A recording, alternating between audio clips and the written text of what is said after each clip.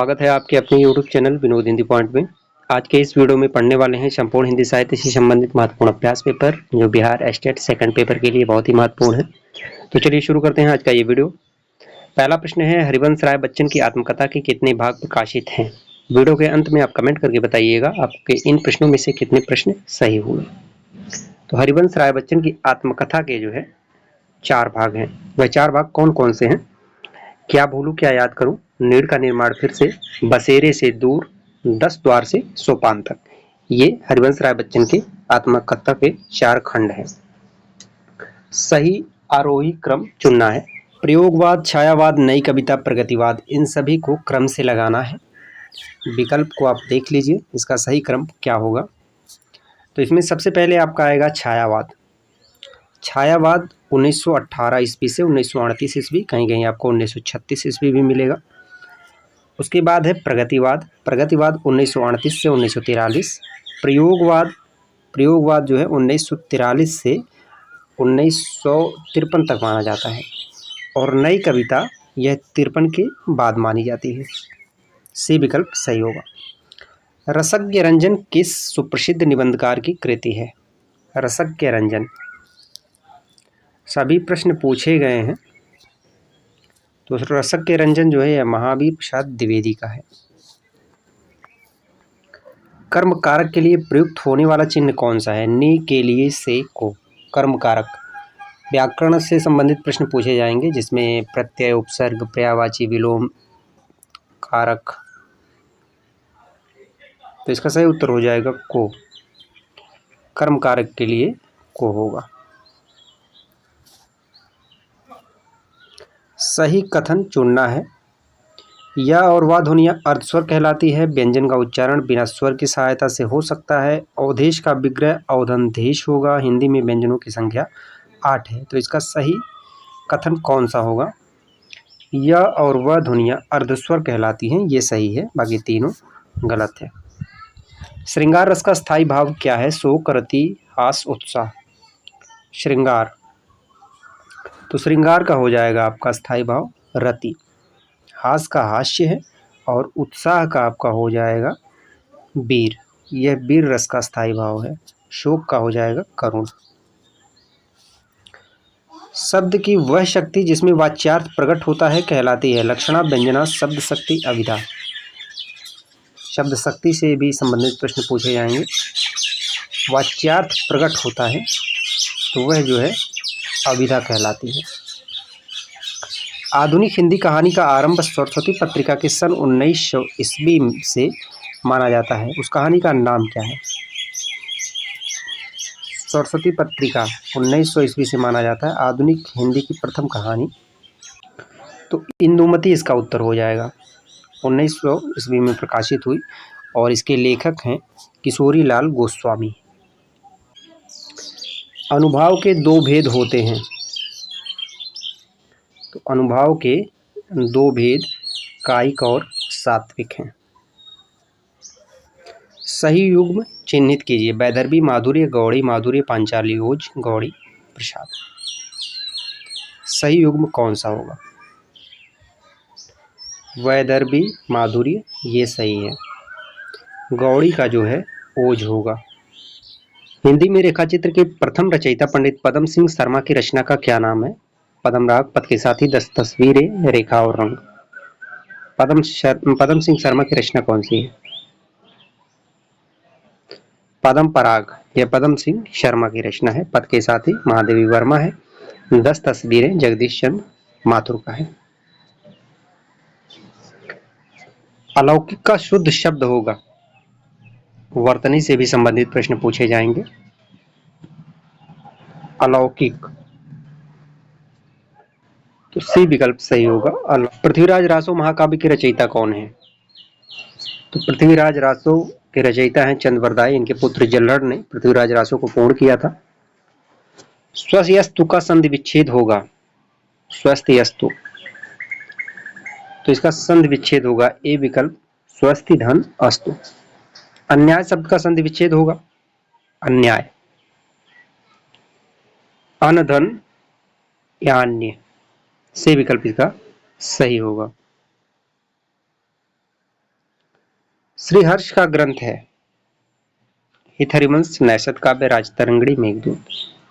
श्रीहर्ष नैषध काव्य जो है यह श्रीहर्ष का है। राजतरंगिणी कल्हड़ का है। मेघदूत जो है यह कालिदास का है। कालिदास की एक रचना है अभिज्ञान शाकुंतलम, जिसका अनुवाद जो है राजा लक्ष्मण सिंह ने किया। यह प्रश्न पूछा जाता है। कान भरना मुहावरे का अर्थ है धोखा, चाणक देना, चुगली करना, असर न होना। कान भरना, चुगली करना। विनय पत्रिका नामक ग्रंथ की रचना की है मलुकदास, गोस्वामी, तुलसीदास, विक्रमादित्य, केशवदास।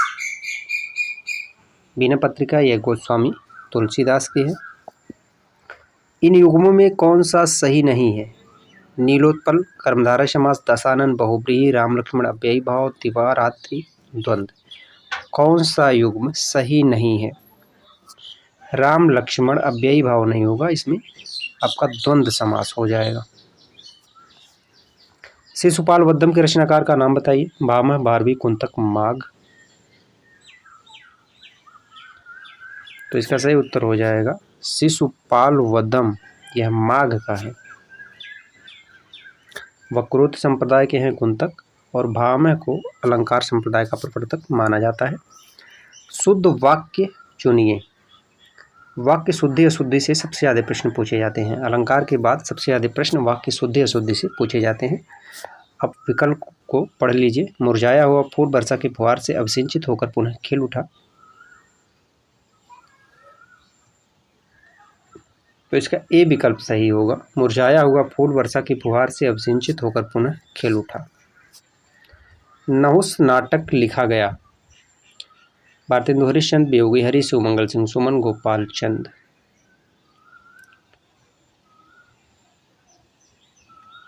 तो नहुस नाटक जो लिखा गया वह गोपाल चंद के द्वारा लिखा गया, और नहुस नाटक को भारतेंदु हरिश्चंद्र ने प्रथम नाटक माना है। गोपाल चंद गिरधर दास ये भारतेंदु हरिश्चंद्र जी के पिताजी हैं। सिर उठाना मुहावरे का सही अर्थ है। सिर उठाना मुहावरे का सही अर्थ क्या होगा? विकल्प को आप पढ़ लीजिए। सिर उठाना, विद्रोह करना। आजन्म शब्द में समास है, आजन्म। तो आजन्म में आपका हो जाएगा अव्ययी भाव समास। घनानंद की कृतियां किस भाषा में हैं? अवधी, खड़ी, ब्रज, मैथिली। तो घनानंद की कृतियां जो है ब्रज भाषा में है। इनके जो प्रमुख ग्रंथ है सुजान सागर, विरह लीला, कोकशार, रसकील बल्ली। सुजान सागर और सुजान चरित में आप कंफ्यूज मत होइएगा। सुजान चरित सूदन का है और सुजान सागर ये घनानंद का है। पश्चिमी हिंदी के अंतर्गत कौन सी भाषा नहीं है? बघेली, ब्रज, कन्नौजी, खड़ी बोली। पश्चिमी हिंदी के अंतर्गत कौन नहीं आती है? तो बघेली जो है यह पूर्वी हिंदी के अंतर्गत आती है। अवधी, बघेली और छत्तीसगढ़ी। नीमा किस कवि की माता का नाम था? रहीमदास, सूरदास, कबीरदास, मलुकदास। नीरू और नीमा नामक जुलाई, ये तो नाम आप सभी सुने होंगे। कबीरदास। लहरतारा नामक तालाब के किनारे कबीरदास को इन दोनों ने पाया था और उनका लालन पालन इन्हीं दोनों ने किया था। पठ धातु वर्तमान काल में मध्यम पुरुष के एक वचन का रूप है। पठ धातु वर्तमान काल में मध्यम पुरुष के एक वचन का रूप है। पठति, पठस, पठन्ति, पठान। तो पठस इसका सही उत्तर होगा। अतिथि का पर्यायवाची शब्द है अमृत फल, उन्नयन, आगंतुक, आजन्म। अतिथि, तो अतिथि, आगंतुक, मेहमान। सरस्वती पत्रिका का प्रकाशन वर्ष क्या था? 1843, 1900, 1902, 1903। सरस्वती पत्रिका का प्रकाशन 1900। 1903 से महावीर प्रसाद द्विवेदी ने इस पत्रिका का कार्यभार संभाला। आल्पिन और गमला किस विदेशी भाषा के शब्द हैं? फ्रेंच, पुर्तगाली, अंग्रेजी, जापानी। आल्पिन और गमला यह पुर्तगाली भाषा के शब्द हैं। रामचरितमानस में कुल कितने कांड हैं? खैर ऐसे प्रश्न बहुत कम पूछे जाते हैं, फिर भी जानकारी के लिए याद होना चाहिए, रामचरितमानस में कुल 7 खंड है। ठीक है, तो 7 कांड हैं, वह बाल कांड, अयोध्या कांड, अरण्य कांड, किष्किंधा कांड, सुंदर कांड, लंका कांड और उत्तर कांड, ये 7 कांड है। अखरावत काव्य कृति के रचयिता कौन है? अखरावत, कान्हावत, पद्मावत, तो ये मलिक मोहम्मद चासी की रचना है। कुतुबुन की रचना कौन सी है? कुतुबुन का है मृगावती, मंजन का है मधुमालती, उस्मान का जो है चित्रावली है। भक्ति काल के किस कवि को जौड़िया विशेषण से, यहाँ जड़िया होगा, जड़िया विशेषण से विभूषित किया गया? और कवि गाड़िया नंददास जाड़िया। कई बार ये प्रश्न पूछा गया है। इनकी एक प्रसिद्ध रचना है रास पंचाध्यायी। रास पंचाध्यायी से प्रश्न आता है कि यह किस छंद में लिखा गया है, तो रोड़ा छंद में लिखा गया है रास पंचाध्यायी। वैराग्य संदीपनी किस कवि की रचना है? वैराग्य संदीपनी, तो ये तुलसीदास की रचना है। आचार्य रामचंद्र शुक्ल ने तुलसीदास के 12 रचनाओं को प्रमाणिक माना है। सुख सागर की रचना किसने की?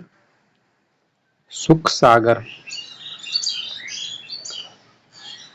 तो सुख सागर आपका हो जाएगा सदा सुख लाल का। सदल मिश्र का है नासिकेतोपाख्यान। इंशाअल्लाह खान का है रानी केतकी की कहानी, जिसका दूसरा नाम है उदयभान चरित। लल्लू लाल का है प्रेम सागर। तिरंगा शब्द में समास है तिरंगा, इसमें आपका हो जाएगा द्विगु समास। द्विगु समास का पहला पद संख्यावाचक विशेषण होता है। इत्यादि का सही संधि विच्छेद है इत्यादि। इति धन आदि, डी विकल्प सही होगा इत्यादि। वर्णमाला किसे कहते हैं? शब्द समूह को, वर्ण के संकलन को, शब्द गणना को, वर्णों के व्यवस्थित समूह को। तो वर्णों के व्यवस्थित समूह को वर्णमाला कहते हैं। मालती माधव के रचनाकार कौन है? भारवी, कालिदास, श्रीहर्ष, भवभूति। मालती माधव ये भवभूति की रचना है। उदित उदयगिरि मंच पर रघुवर बाल पतंग, बिकसे संत सरोज सब हर्षे लोचन भृंग। इस पंक्ति में कौन सा अलंकार है? उपमा, रूपक, उत्प्रेक्षा, दृष्टांत। इसमें आपका रूपक अलंकार है। राष्ट्रीय काव्यधारा के किस कवि को एक भारतीय आत्मा कहकर संबोधित किया गया? एक भारतीय आत्मा, कई बार ये प्रश्न पूछा गया है, तो माखनलाल चतुर्वेदी को कहा जाता है। निम्नलिखित में शुद्ध वर्तनी का चयन कीजिए। कवित्री, इसमें आपका डी विकल्प सही होगा कवित्री। जो तुम्हार अनुशासन पावे, कंदुक इव ब्रह्मांड उठावे, काचो घट डारो फोरी, रोको मीर मुल्क जिमतोरी। इस पंक्ति में कौन सा रस है? वीर, रौद्र, हास्य, अद्भुत। तो इसमें आपका रौद्र रस है। रौद्र रस जो है यह क्रोध का अस्थायी भाव है, और इसे पहचानने के लिए रौद्र रस को आप कैसे पहचाने? इसमें जो है आंखें लाल होना, दांत पीसना, ओठ काटना, अस्त्र शस्त्र उठाना, इस तरह की बातों का वर्णन किया जाता है। कंदुक या धनुष। ठीक है। विस्मय या आश्चर्य किस रस का स्थायी भाव है?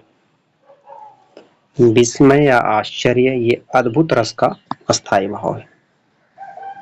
शिव शंभू के चिट्ठे के लेखक कौन है?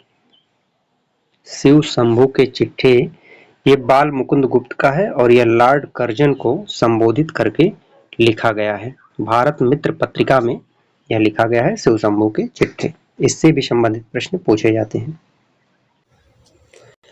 अभिज्ञ शब्द का विलोम होगा अभिज्ञ, तो अभिज्ञ का हो जाएगा आपका अनभिज्ञ। रघुवंशम किसकी रचना है? रघुवंशम,